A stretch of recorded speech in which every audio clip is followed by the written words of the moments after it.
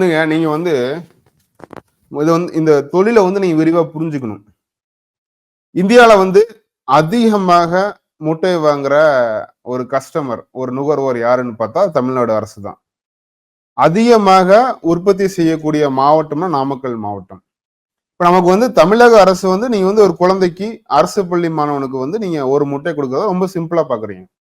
அதோட எண்ணிக்கையின் அடிப்படையில் நீங்க வைத்து பார்க்கும் பொழுது 50 லட்சம் மாணவர்களுக்கு தினசரி ஒரு முட்டை வழங்கப்படுகிறது.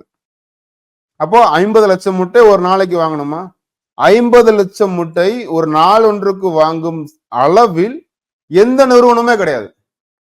நிறைய பேர் முட்டையை வச்சு அதுல மதிப்பு கூட்டி எக்ஸ்போர்ட் பண்றாங்க.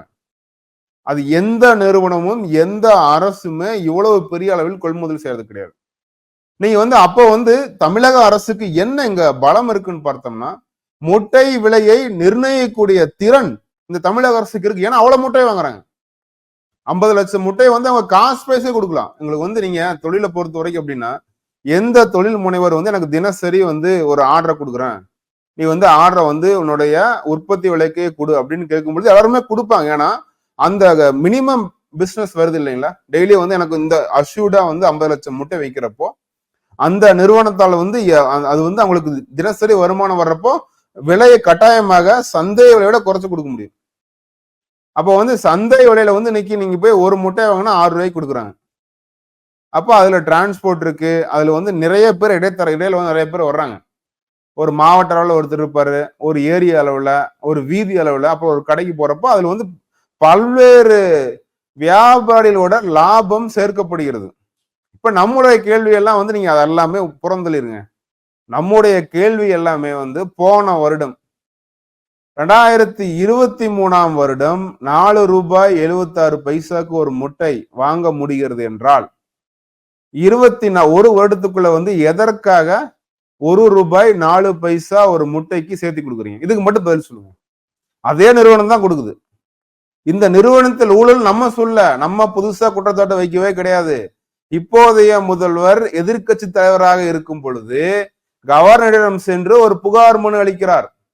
நாமக்கல் கிறிஸ்டி நிறுவனம் வந்து ஊழல் பண்றாங்க, வருடம் 500 கோடி வந்து கொள்ளையடிக்கிறாங்க, இதை வந்து நாங்கள் ஆட்சிக்கு வந்தால் நிறுவனத்தை தடை செய்வோம், முட்டை கொள்முதல் நடந்த ஊழலை வெளிக்கொண்டு வரும்னு சொன்ன முதல்வர் வந்து ஆட்சிக்கு வந்த பிறகு அதே நிறுவனத்துக்கு 4 முறை கொடுத்திருக்காங்க. இடையில நம்ம வந்து நீங்க எல்லா செய்தியில மிகப்பெரிய கலவரமே ஆச்சு. முட்டை வந்து அழுகி இருக்கு, முட்டையில் உள்ள பிரவுன் கலரா இருக்கு, முட்டை வந்து அழுகி வந்து கருப்பு கலர்ல ஒழுகுது, வாந்தி வருது, குழந்தைகளுக்கு அரசு பள்ளி மாணவர்களுக்கு சத்துணவு இதெல்லாம் கொடுக்குறாங்க அப்படின்னு பல்வேறு குற்றச்சாட்டுகள் வந்த பிறகு மீண்டும் மீண்டும் அந்த நிறுவனத்துக்கே கொடுப்பதின் மர்மம் என்னன்னு பார்த்தோம்னா அந்த 1 ரூபா 4 பைசா. இப்ப எதற்காக அதே நிறுவனத்துக்கு 1 ரூபா 4 பைசா சேர்த்து கொடுக்குறீங்க? இன்சென்டிவா? கூமுட்டை சப்ளை பண்ணதுக்கு இன்சென்டிவ், முட்டைக்கு 1 ரூபா இன்கிரிமெண்டா? இது எந்த வகையில நான் இப்போ வந்து நமக்கு இது வந்து ரொம்ப சிம்பிளா தெரியும். ஒரு முட்டை தானே அப்படின்னு சாதாரணமா பாக்குறோம். 1 ரூபா ஒரு முட்டைக்கு ஏற்றும் பொழுது அந்த முட்டை வந்து உங்களுக்கு ஒரு வருடத்துக்கு அந்த கணக்கு தான் 189 கோடி. இதுவே நம்முடைய கணக்கின்படி அரசால் உண்மையாக ஏலத்தில் விட்டால் 4 ரூபாய் 50 பைசாக்கு முட்டை சப்ளை பண்ணுவாங்க. இவர்கள் வந்து குவாலிபிகேஷன் இவங்களே வச்சுக்கிறாங்க, வந்து முன்னாடி சப்ளை பண்ண கம்பெனியா தான் இருக்கணும். அந்த மாதிரி அந்த டெண்டர் கண்டிஷன் எல்லாமே இவர்களுக்கு ஏற்றால் போல் வளைத்துக் கொள்வதால் திரும்ப திரும்ப ஒரே கம்பெனி. எப்படி ஒரு கம்பெனி போகும்? நீங்க யாராவது ஒருத்தர் பதில் சொல்லட்டும். ஒரு கம்பெனி 12 வருடமாக திரும்ப திரும்ப எப்படி டெண்டரை எடுக்க முடியும்? இதுக்கு மட்டும் பதில் சொல்லிட்டு யாராச்சும் நம்ம அதுக்கு மேல பேசுவோம். அப்ப ஒரு கம்பெனியா சப்ளை பண்ணுது, அரசு அந்த கம்பெனி இருந்தா வாங்குது, அவர்கள் விலையா மாறுது. 1 ரூபா, அதாவது 20% எப்படிங்க விலை? ஒரு 24%.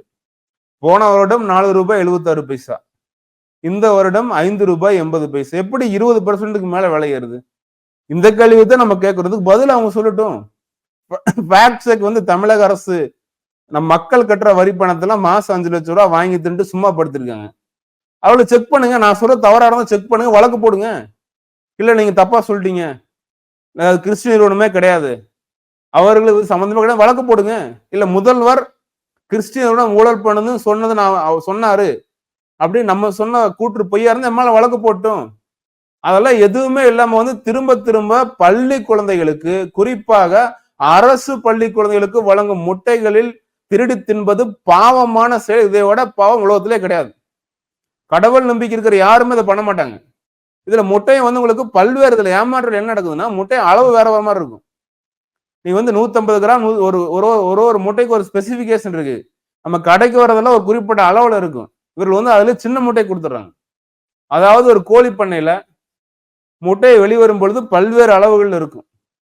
அதுல வந்து முதல் தரமான முட்டைகளை சந்தைக்கு அனுப்பிவிட்டு இருப்பதிலேயே சிறிய முட்டைகளை எடுத்து சத்துணவு கொடுக்குறாங்க. இதெல்லாம் வந்து தட்டி கேட்டாதான் நம்ம வந்து அதுக்கு எந்த பதிலும் அரசு சொல்றது இல்லை. இந்த ஃபேக்ட் செக்கிங் எதுவும் பண்றது இல்லை. அவங்க ஃபேக்ட் செக் பண்ணிட்டும் நம்ம சொன்ன தரவுகள் வந்து ஆர்டியின் அடிப்படையில் சொன்னது எதுவுமே கட்டுக்கதை கிடையாது. தவறாக இருந்தாலும் வழக்கு போட்டும் பார்த்துக்கலாம்.